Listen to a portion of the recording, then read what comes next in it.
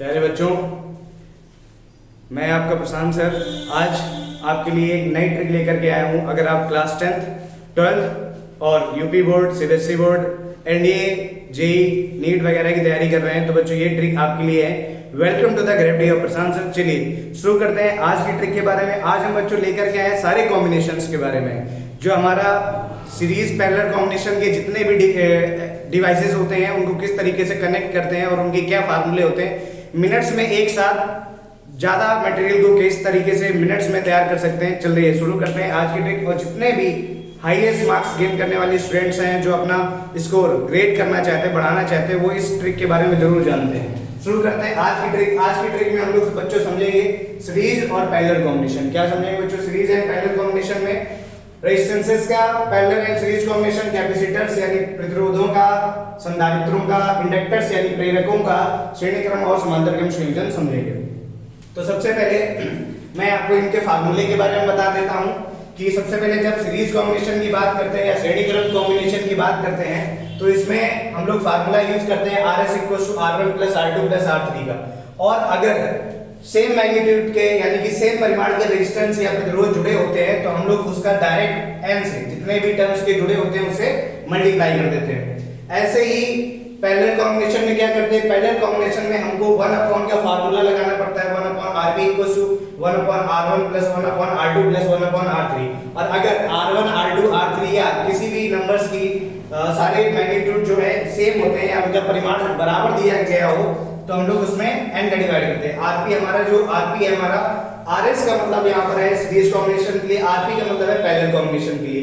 ये RS और RP series combination में रिजल्टेंट रेजिस्टेंस को रिप्रेजेंट करते हैं, यानी कि जो इनका तुल्य प्रतिरोध आता है उसको रिप्रेजेंट करते हैं। RP हमारा पैरेलल कॉम्बिनेशन यानी समांतर क्रम में तुल्य प्रतिरोध को प्रदर्शित करते हैं। ऐसे ही समांतर संधारित्र की बात करें तो मोस्टली बच्चों यहाँ पर कंफ्यूज हो जाते हैं कि किस तरीके से याद करें। तो इसको थोड़ा सा कॉम्बिनेशन के साथ में समझना है कि जो प्रतिरोधों का यानी रेजिस्टेंस का पैरेलल कॉम्बिनेशन होता है वो कैपेसिटर का सीरीज कॉम्बिनेशन में कन्वर्ट हो जाता है और रेजिस्टेंसेस का सीरीज कॉम्बिनेशन कैपेसिटर्स के पैरेलल कॉम्बिनेशन से कन्वर्ट हो जाता है, एक्सचेंज हो जाता है और आगे जाकर के फिर इंडक्टर से चेंज हो जाती है। ये एक्सचेंज बार वैल्यू जो होती है वो एक्सचेंज हो जाती है। हमें ये ऑर्डर याद रखना है RCL का।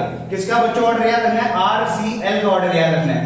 R के लिए सबसे पहले RP सीरीज में होगा और ये पैरेलल में 1 वाला, फिर इसका पैरेलल सीरीज बन जाएगा। जो प्रतिरोधों का सीरीज होगा वो संधारित्रों का पैरेलल बन जाएगा और जो इसका पैरेलल होगा वो प्रतिरोध कैपेसिटर्स का सीरीज बन जाएगा। तो 1/CS = 1/C1 + 1/C2 + 1/C3, CS = C/n होगा। और जब C1, C2, C3 की वैल्यू बराबर होगी तो C को डिवाइड कर देंगे n से। पैरेलल कॉम्बिनेशन में हम लोग सीरीज कॉम्बिनेशन यूज कर लेंगे, कैपेसिटर्स का रेजिस्टेंस का सीरीज कॉम्बिनेशन यूज कर लेंगे और n से मल्टीप्लाई करा देंगे। फिर आ जाएंगे बच्चों हम लोग इंडक्टर्स में। इंडक्टर्स में हम लोग फिर से जो रेजिस्टेंस का सीरीज कॉम्बिनेशन था उसी को दोबारा से अप्लाई कर लेंगे।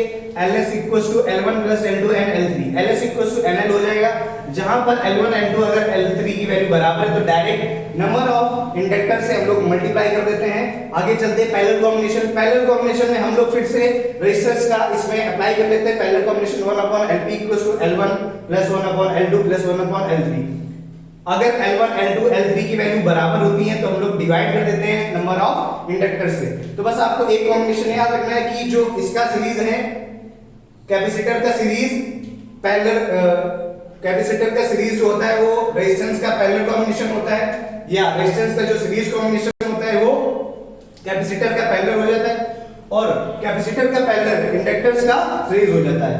संधारित्रों श्रेणी प्रतिरोधों का बच्चों श्रेणी क्रम संधारित्रों का समांतर क्रम बन जाता है और प्रेरकों का श्रेणी क्रम बन जाता है। सेम ऐसे ही प्रतिरोधों का समांतर क्रम संधारित्रों के लिए सीरीज कॉम्बिनेशन में बन जाता है और ये पैरेलल कॉम्बिनेशन बन जाता है। एक एग्जांपल है बच्चों, इसको समझेंगे हम लोग। जैसे अगर सपोज कर लीजिए आपके पास 2 कैपेसिटर्स हो या 2 रेजिस्टर्स हो और उनको पैरेलल कॉम्बिनेशन में ऐड किया जाए तो हम लोग फार्मूला लगाते हैं 1/RB = 1/R2 + 1/R3।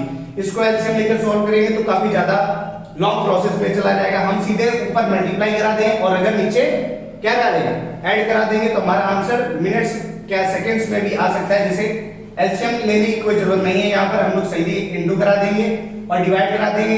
10 + 20 हो जाएगा 30। तो 30 200/30 0 से 0 कट हो जाएगा।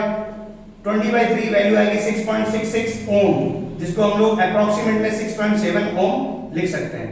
ये आपको पैरेलल कॉम्बिनेशन के लिए यूज करना है, और ये फंडा आपको तब यूज करना है जब आपके पास पैरेलल प्रतिरोधों का समांतर क्रम संयोजन हो, या संधारित्रों का श्रेणी क्रम संयोजन हो, या प्रेरकत्वों का समांतर क्रम संयोजन। तो बच्चों आज की क्लास में इतना ही, मिलते हैं आपसे अगले वीडियो में।